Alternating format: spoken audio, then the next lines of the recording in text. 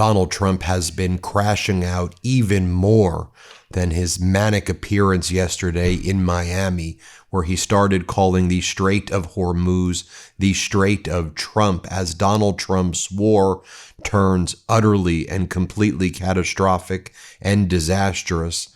Donald Trump has been posting on his social media platforms things that he finds more interesting now than his catastrophic war. His weaponization of the Justice Department, attacking New York Attorney General Letitia James, attacking President Zelensky of Ukraine, attacking former President Biden, saying that Zelensky helped Biden in the elections. But what's actually happening in this war? It's getting even uglier. Donald Trump's unlawful war, an unmitigated catastrophe. As I reported earlier this morning, last night, the Houthis of Yemen, the Iran-backed group that controls major parts of Yemen, they have officially entered the war. And they said, while they're not shutting down the Bab el-Mandab Strait yet, they're prepared to if things further escalate. They started launching ballistic missiles into Israel, and they said that they're officially in the war. They're not shutting down the Strait of Bab el-Mandab yet, but they're getting ready to in the Red Sea. We already know the Strait of Hormuz is now under the iron fist control of Iran. And even yesterday during a G7 meeting in France, as I reported earlier today, Marco Rubio told the other G7 nations, we're all likely going to just have to live with the fact that after this war ends, Iran will now fully control the Strait of Hormuz, and they will set up a toll-like system where you will all have to pay for access. But to the rest of the world, that's your problem now. The United States is not going to do anything about it, although Donald Trump will probably declare a victory in the war if he can work out some deal where now the United States pays significant fees to use the Strait of Hormuz, where there was no fees before. And he'll go, look at the deal. We now pay billions of dollars to empower Iran and Russia. Did I do good, everybody? Isn't that deal making? Utterly, utterly pathetic. Donald Trump is also crashing out because we're learning the full extent of the damage, destruction, and devastation caused by Iran when they struck a major United States military base in Riyadh.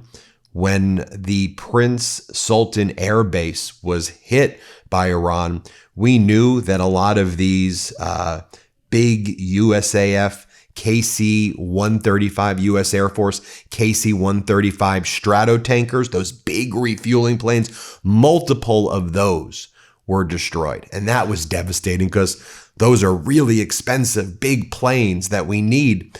But what we now are also learning as well, and this is absolutely devastating, the crown jewel of the Air Force, the U.S. E-3 Sentry, which does all of this surveillance and all of the radar, and it is like the most advanced system. One of the U.S. E-3 Sentries at Prince Sultan was also severely damaged. So the Air Force now only has about 16 of these E-3 Sentries left. This was one of the, again, most expensive and the biggest crown jewel of the Air Force. That seems to have been destroyed as well. And then, of course, the human toll. About 12 injured, 12 American soldiers injured, 8 very seriously injured. 2 seem to be in real grave injury as well. And so we're following that. But when Donald Trump says 100% of the Iranian military has been destroyed, again, it's just utterly false. And Iran was able to, again, successfully strike the Air Force base in Riyadh. I mean, not to mention, you just look at what's happened overnight, whether it's ballistic strikes in Israel, where Iran's now using new forms of cluster munitions that kind of spread out from these ballistic missile strikes that they hadn't used before, whether you see, and causing real serious damage in Tel Aviv and other areas of Israel. I mean, in the past 24 hours, look at Kuwait. Serious damages there to the airport in Kuwait, 15 Iranian drones were launched against Kuwait, major damages to the airport. I just talked about what happened in the past 24 hours or so in Saudi Arabia. You look at the United Arab Emirates, there was 37 one-way attack drones, 27 ballistic missiles that were launched by Iran. And the strategy from Iran seems to be shifting, whereas they're not launching hundreds and hundreds of ballistic missiles at a time. They're being very surgical about it each morning, each night, launching 12 here, 15 here, 10 Shaheeds there, 15 ballistics there, because they know that they can just keep on doing this every single day.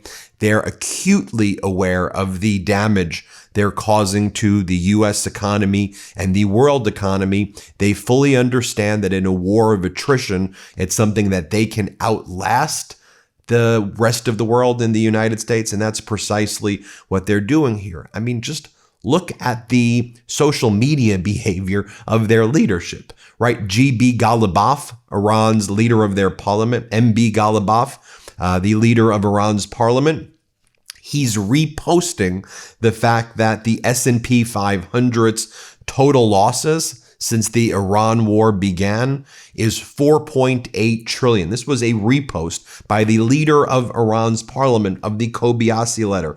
Breaking, the S&P officially posts its lowest close in 232 days, erasing another $1 trillion in market cap today. This brings the total S&P 500 losses since the Iran war began to $4.8 trillion. And what the Iranians realize is that no, 100% of their military has not been destroyed. The true number, which I reported yesterday, was around 33% maybe of the missile capability of Iran has been destroyed. And a lot of the other stuff is underground in these highly guarded facilities that even the U.S. and Israel can't strike. We see Iran exercise its strong control over the Strait of Hormuz right now. Any ship that dare defy its order, like we saw a ship the other day get blown up by Iran. Iran now has implemented a toll system there. It's utilizing its proxies in Iraq, now in Yemen, in Lebanon as well. Iran, with the help of Russia, is giving a lot of these, not just the Shahed drones, these other types of FPV, these first-person viewing drones. And there's also ways to wire these FPV drones in order to avoid the drone jamming technology that the U.S. may have. And a lot of this stuff was, I don't want to say perfected, but was practiced and utilized in Ukraine. That's why Ukraine has developed one of the best expertise out there, if not the best in the world, on how to use drones, how to intercept drones, how to detect drones, how to stop these ballistic missiles. The modern warfare was taking place in Ukraine, and the U.S. should have been watching. Trump and Hegseth and all these idiots should have been watching what was taking place there and developing the military to be ready for these types of things. The same way Ukraine has successfully been able to go after Russian naval equipment and Russian planes and Russia's, kind of expensive, big military equipment and tanks by using the drones and picking out these kind of defenseless, planes and things like that were out there. Iran is utilizing similar tactics against the U.S. Army bases and the U.S. military bases and Navy bases and Air Force bases in the Arab nations, right? We have these massive, expensive $100 million, billion-dollar equipment out there that's just sitting there, and these Iranian drones pop, pop, pop, pop, pop. And there's no way to defend against it because the U.S. didn't prepare. And if you weren't prepared, then you shouldn't have gone into this war.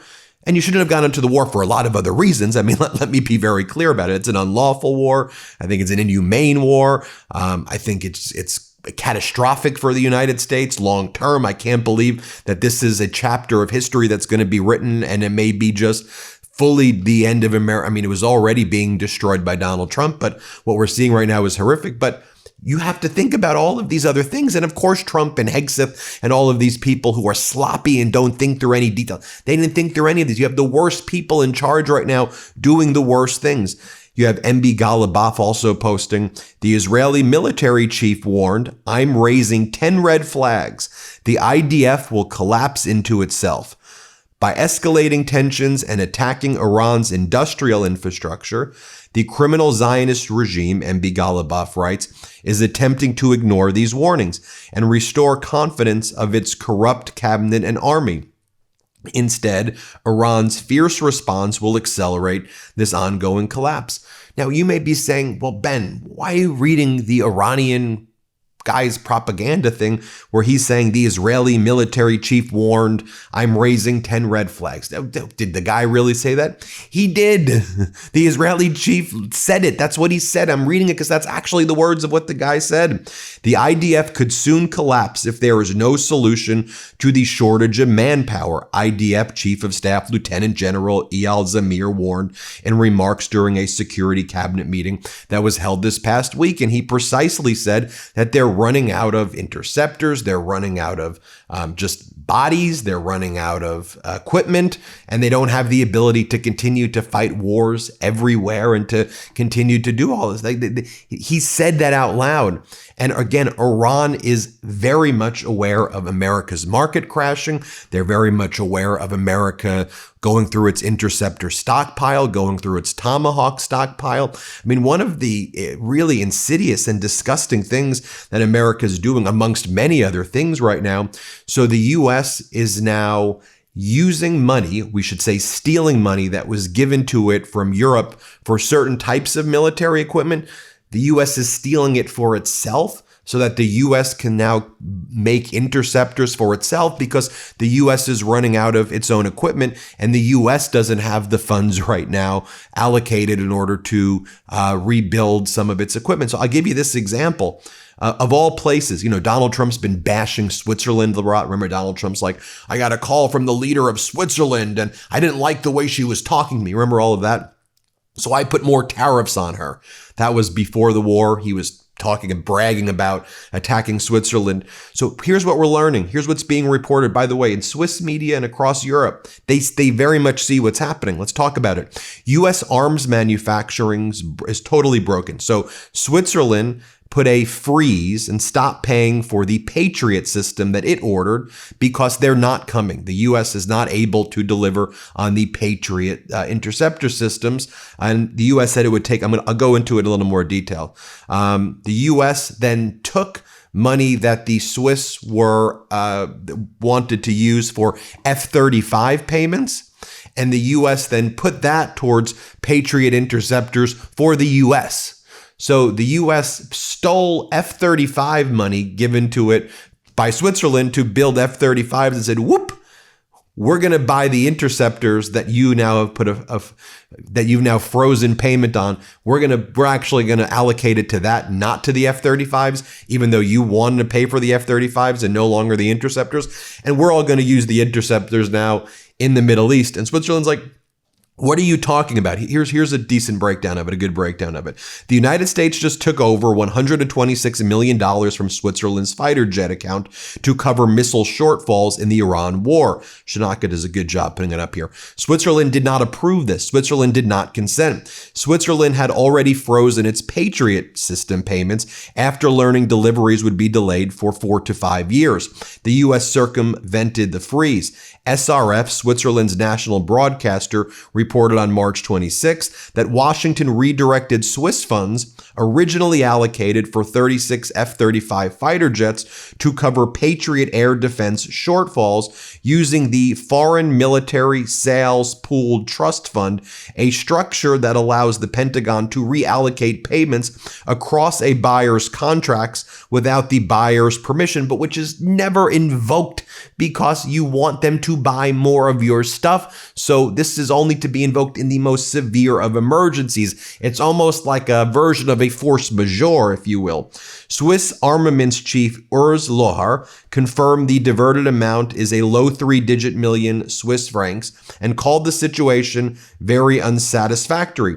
The money Switzerland paid for jets is now subsidizing a war in Iran that Switzerland refused to participate in. And they're furious, and they're saying, why would we do contracts with you in the future? By the way, this is why all of Europe, Canada, Australia, they're like, we can't buy military equipment from the United States. Even if military equipment in the US is better than the stuff that we have, how can we buy it when the US basically puts kill switches on all of their products? And by the way, the US brags about putting kill switches under Donald Trump on its military equipment. And that's going to have a long-term damage because people aren't going to buy United States military equipment anymore. That's going to really harm our manufacturers. Finally, I want to just point this out as well. So CENTCOM has announced the arrival of those 3,500 additional soldiers aboard the USS Tripoli in the region today.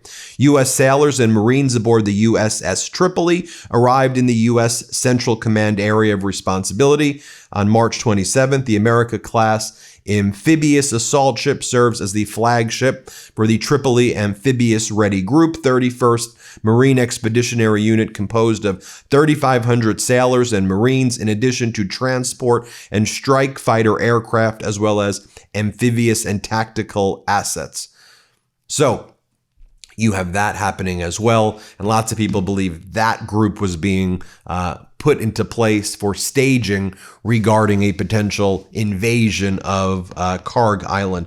I'll leave everybody with this as well, because I'm going to be going to our No Kings protest here soon in California, where I live. Today's No Kings protest. Get out there, protest peacefully. If there's a No Kings Bayou, check that there's a No Kings Bayou. We're always grateful for all of your support. Thanks so much for watching. Appreciate you.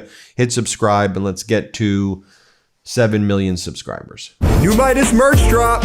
Check out the latest pro-democracy sticker packs, t-shirts, hats, sweatshirts, and more. All at store.meidastouch.com.